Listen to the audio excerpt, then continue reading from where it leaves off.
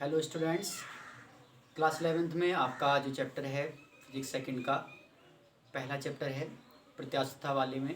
तो प्रत्यास्थता वाले से हम स्टार्ट करते हैं। आज इसमें हेडिंग डाली है सिर्फ और इसके उदाहरण लिखे हैं, इसकी परिभाषाएं हम बताएंगे दोनों की। तो प्रत्यास्थता क्या होता है?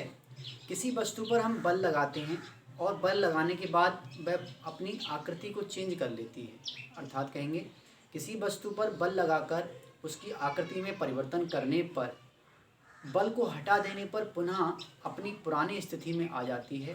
तो वस्तु के इस गुण को हम प्रत्यास्थता कहते हैं।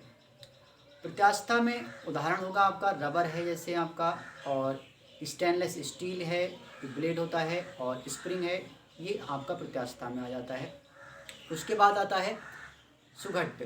सुघट्ट वे पदार्थ होते हैं जिन पर बाह्य बल लगाने के पश्चात उनकी आकृति परिवर्तित हो जाती है। जब उनसे बल हटा लिया जाता है तो उनकी आकृति परिवर्तित नहीं होती। जो मैं बातें बोल रहा हूँ वो आपको लिखनी है।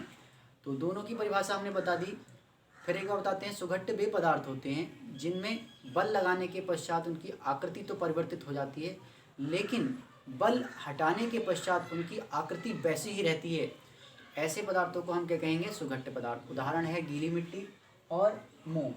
उसके बाद बात आती है प्रतिबल की। अब प्रतिबल क्या होता है सूत्र के अनुसार ही समझ लेंगे। किसी वस्तु पर एकांक क्षेत्रफल पर लगाया गया बल क्या कहलाएगा? प्रतिबल कहलाएगा। यहाँ पर हमने लिख दिया है F/A बराबर P। प्रतिबल को P से हम दिखाएंगे यहाँ पर। उसके बाद आती है विकृति। तो विकृति क्या होती है?